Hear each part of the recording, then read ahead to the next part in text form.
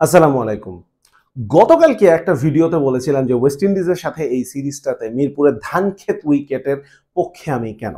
কারণ ওয়ার্ল্ড কাপে ডিরেক্ট কোয়ালিফিকেশনের জন্য র‍্যাংকিংয়ে মাত্র এক ধাপ এগিয়ে ৯ নম্বরে থাকা ওয়েস্ট ইন্ডিজের বিপক্ষে এই সিরিজটা বাংলাদেশের জন্য ৩-০ তে জেতাটা খুব জরুরি ছিল।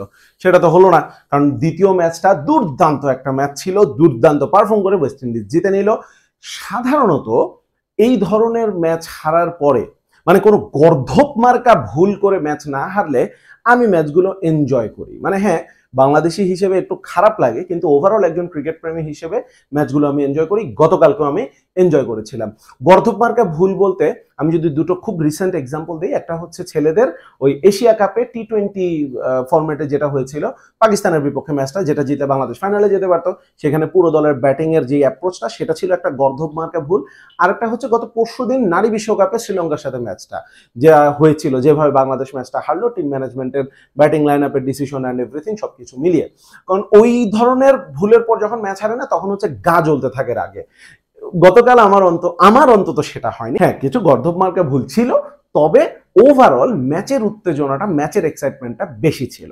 গর্ধপ মার্কা ভুলগুলোতে একটু পরে আসি। প্রথমে বলতে হবে একটা ব্রিলিয়ান্সের কথা। সেই ব্রিলিয়ান্সটা আমি বলবো গতকালকে দুই দল মিলিয়ে বেস্ট পারফর্মার ছিলেন সেই হোপ ওয়েস্ট ইন্ডিয়ান ক্যাপ্টেন। এই লোকটা, তিনি যে ওয়ানডেতে কি মাপের একজন ব্যাটার সেটা তো তার নাম্বারসই বলে দেয়। যে ১৩৪-৩৫টা ম্যাচ খেলে তিনি ৫০ গড় এখনো ধরে রেখেছেন। বাংলাদেশের বিপক্ষেও তার রেকর্ডটা ভালো, কিন্তু গতকাল মিরপুরের এই উইকেটে তিনি যেভাবে ব্যাট করেছেন, তার ব্যাটিংয়ের যে ইন্টেন্ট, তার যে প্ল্যানিং, তার যে স্ট্র্যাটেজি, বোলার পিক করা, জায়গা পিক করা, এক কথায় অনবদ্য। ২০২১-এ বাংলাদেশ সফরে যখন ওয়েস্ট ইন্ডিজ আসে চট্টগ্রামে, কাইল মায়ার্স একটা ডাবল 100 করে ৩৯৫ রান চেস করে ওয়েস্ট ইন্ডিজ ম্যাচটা জিতেছিল। কাইল মায়ার্সের ইনিংসটা এতটাই মুগ্ধ করেছে আমাকে, সেখানে আসলে সেই ম্যাচে আমি কাইল মায়ার্সের উপরেই আসলে আমার চোখ ছিল, মুগ্ধ হয়ে দেখেছিলাম তার ব্যাটিং। বাংলাদেশের বোলিং ফিল্ডিং এর ভুল নিয়ে আমি খুব একটা উচ্চবাচ্য করিনি। সেই হোক গতকালকে অলমোস্ট সেই কাজটাই করে ফেলেছিলেন। অলমোস্ট কেন বলছি? কারণ বাংলাদেশের অধিনায়ক মেহেদী হাসান মিরাজ সেটা আর কেন হতে দিবেন? তিনি এমনই কিছু ব্লান্ডার করেছেন ডিসিশন মেকিং এ, যে সেই হোপের থেকে আলো কিছুটা মিরাজের দিকেও চলে গেছে। সো ব্লান্ডার বা গর্ধপ মার্কা কিছু ডিসিশনের কথা যখন চলেই আসলো, প্রথমেই বলতে হবে ভাই, একটা লোক ১০ বছর আন্তর্জাতিক ক্রিকেট খেলছে। সে বিপিএল মানে হচ্ছে ফ্র্যাঞ্চাইজ ক্রিকেট বলি, ঘরোয়া ক্রিকেট বলি, আন্ডার-19 ন্যাশনাল টিমকে অধিনায়কত্ব করছে যে লোকটা, সেই লোকটা গতকালকে ক্যালকুলেশনের যে মিস্টেক করেছেন। ক্যালকুলেশনের মিস্টেক কেন বলছি জানেন? অনেকে মিরাজকে সেলফিশ ক্যাপ্টেন বলেন। প্লেয়ার হিসেবে তিনি কিছু মানে নিজের মান বাঁচানোর জন্য ক্যাপ্টেন্সির সুবিধা নিয়ে তিনি কিছু ডিসিশন নেন, কখন বোলিং আসবেন, এটা নিয়ে অনেক ভক্তরা বলে যে সেলফিশ ক্যাপ্টেন। আমি এত বড় অপবাদ দিব না, এবং এত বড় অপবাদ দিতে চাচ্ছি না দেখেই গতকালকের ডিসিশনটাকে আমি একটা ক্যালকুলেশন মিস্টেক বলবো। আর ক্যালকুলেশন মিস্টেক যদি বলি, তাহলে আবার চলে আসে এই যে ১০ বছর খেলা প্লেয়ারটা এই ক্যালকুলেশন কেমনে মিস্টেক করলেন। ৪৪ নাম্বার ওভারটা করলো মুস্তাফিজ, ৪৫ নাম্বার ওভারটা করলো তানভীর। তানভীরের ১০ ওভার শেষ, রিশাদের ১০ ওভার শেষ, নাসুমের ১০ ওভার শেষ। বাকি রইল ৫ ওভার। ৩০ বলে ওয়েস্ট ইন্ডিজের লাগে ৩৭ রান। মিরাজের বাকি আছে ২টা ওভার, আর মুস্তাফিজের বাকি আছে ৪টা ওভার। Easy calculation. মুস্তাফিজ ৩টা ওভার করবে, ৪৪ তো সে করছেই, তাহলে ৪৬, ৪৮, ৫০ করবে, মাঝখানে ৪৭ আর ৪৯ মিরাজ করে দিবে। এই উইকেটে যতই টার্ন থাকুক না কেন, আপনি চাইলে ডিসাইসিভলি পিচ পর্যন্ত যদি যাইতে পারেন, তাহলে স্পিনারদেরকে মারা সম্ভব। সেটা তো রিশাদ করে দেখিয়েছেন। তারপরেও স্পিনারদেরকে মারাটা এত সহজ না, একটা রিস্ক থাকে। তারপরেও মিরাজ যদি ২ ওভারে কিছু মার খেয়েও যায়, মুস্তাফিজ ৩টা ওভার করলে ৩ ওভারে ৩০ বলে ৩৭ রান, এটা খুব একটা সহজ হওয়ার কথা না। সেই হোপ উইকেটে আছেন, সেটা মাথায় রেখেও আমরা কিন্তু এটাই চিন্তা করছিলাম। কিন্তু মুস্তাফিজকে না এনে ওই ৪৬তম ওভারটা মিরাজ আসলেন, পুরো চিত্রনাট্য উল্টাপাল্টা হয়ে গেল। যদিও সেই ওভারে মাত্র ৩ রানই দিয়েছেন, কিন্তু খেয়াল করেন তাহলে ব্যাপারটা কি হলো? মিরাজ ২টা করবে, এদিকে ৪৭ আর ৪৯ ২টা ওভারই করতে পারবে মুস্তাফিজ। তার মানে এখানে ক্যালকুলেশন মিস্টেকের পাশাপাশি আরেকটা প্রসঙ্গ চলে আসে যে মুখস্থ থিওরি ক্যাপ্টেন্সি কিনা। কারণ থিওরি বলে পেনাল্টিমেট ওভারে আপনার বেস্ট বোলারকে নিয়ে আসবেন যেন শেষ ওভারে প্রেশারটা অনেক বেড়ে যায়। আর এই পেনাল্টিমেট ওভারে বেস্ট বোলারকে তখনই আনবে যখন আপনার আলটিমেট ওভারে বল করার মতো একটা বোলার থাকবে। আপনি এমনভাবে বোলিং সাজিয়েছেন, আলটিমেট ওভারে একটা পার্ট টাইমার ছাড়া আর কোনো অপশন নাই সাইফ হাসান, যদিও ওই পার্ট টাইমার এসে ফুল টাইমার মিরাজের থেকে ভালো বোলিং করে দেখিয়ে দিয়েছেন এবং 5 রান অলমোস্ট ডিফেন্ড করেছেন।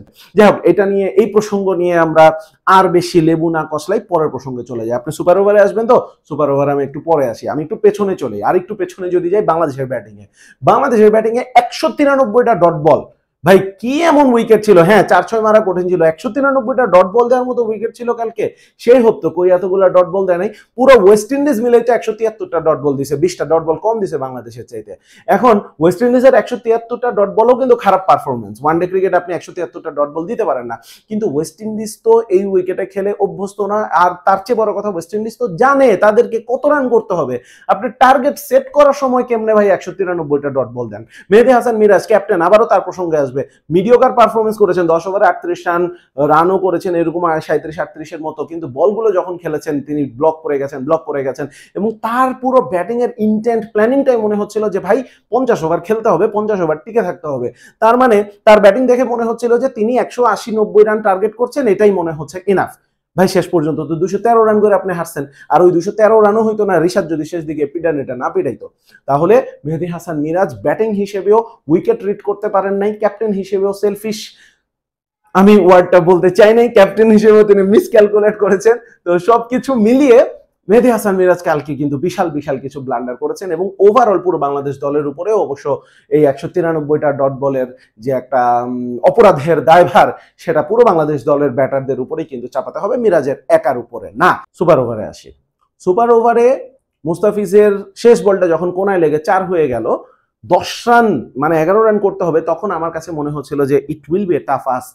ওয়েস্ট ইন্ডিজ তো ডেফিনেটলি স্পিনার করাবে। আকিল হোসেন তিনি ফার্স্ট মানে ওয়েস্ট ইন্ডিজের সুপার ওভারের ব্যাটিং শেষে তিনি একদম ওয়ার্ম আপ শুরু করলেন, তো আমরা বুঝে গেলাম আকিল বোলিংটা করবেন।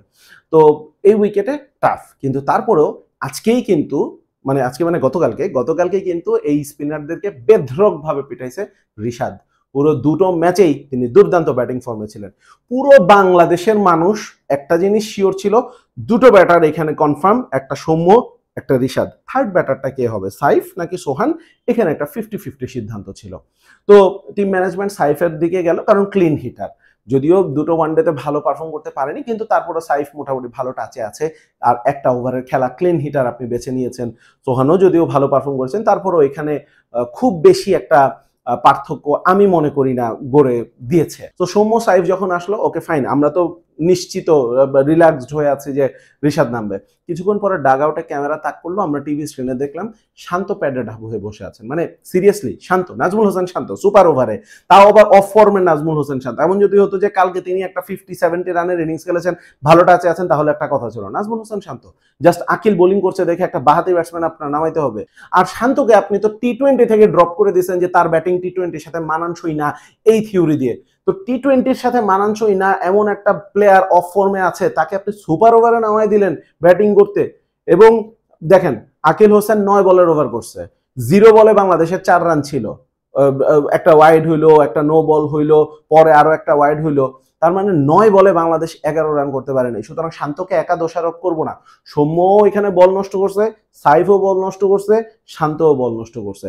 ইনফ্যাক্ট শান্ত সবচেয়ে কম বল নষ্ট করছে, একটা মাত্র বল খেলছে, কিন্তু ওই একটা মাত্র বল শান্ত যেভাবে খেলছে এটা সবাইকে চোখে আঙুল দিয়ে দেখিয়ে দিয়েছে আমরা এই প্রসঙ্গে কেন কথা বলছি।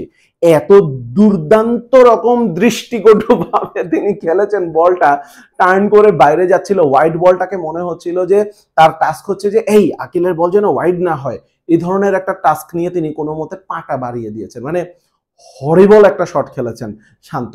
সো অবশ্যই এই জায়গায় সিদ্ধান্তটা আপনাকে ইয়ে করতেই হবে, সমালোচনা করতেই হবে। এই যে মুখস্থ ব্যাপারগুলো, যে মনে হচ্ছে যে গতকালকে সুপার ওভারেও বাংলাদেশ হচ্ছে ব্যাটিং অর্ডার মেনটেন করছে, ওয়ান ডাউনে শান্ত খেলবে। আরেকটা প্রশ্ন এখানে তোলা উচিত, সাইফ হাসানের শেষ ওভারের কথা তো বলছিলাম যে 5 রান অলমোস্ট ডিফেন্ড করেই ফেলেছিলেন, শেষ বলটাতে কিন্তু একটা ক্যাচ উঠেছিল, সোহান ক্যাচটা ড্রপ করেছিলেন। সোহানকে দেশসেরা কিপার বলা হয়, আমি সোহানকে ছোট করে দেখছি না। ওই ক্যাচটা সোহান ড্রপ করতে পারতেন, জাকের আলী ড্রপ করতে পারতেন, লিটন ড্রপ করতে পারতেন, অঙ্কন ড্রপ করতে পারতেন, কারণ ওই ক্যাচটা অনেক কঠিন ছিল।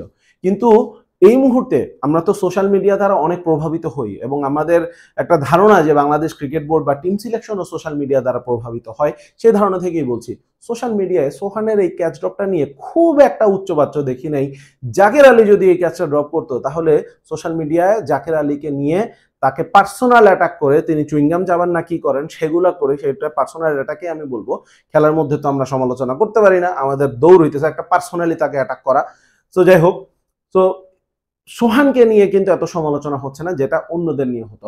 আমি বলছি না সোহানকে নিয়ে সমালোচনা করুন, আমি বলছি আপনারা সবাইকে একই দৃষ্টিতে দেখুন।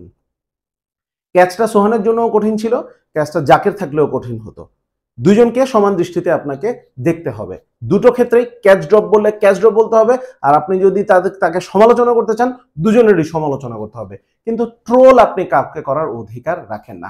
সোহানের ক্ষেত্রে আরেকটা কথা বলতে হবে যে সোহান এই ধরনের ক্রাঞ্চ মোমেন্টে তার কিন্তু গড়বড় করে ফেলার উইকেটের পেছনে রেকর্ড আগেও রয়েছে, হিস্ট্রি আগে রয়েছে। টি-20 বিশ্বকাপ 2022 জিম্বাবুয়ের বিপক্ষে একদম লাস্ট বলে মোসাদ্দেক বোলিং করছিলেন, ওই যে স্টাম্পের আগে তিনি বল রিসিভ করে স্টাম্পিং করলেন, নো বল হলো, বাংলাদেশ ম্যাচটা হেরে যেতে পারতো, ভাগ্য ভালো হেরে যায়নি।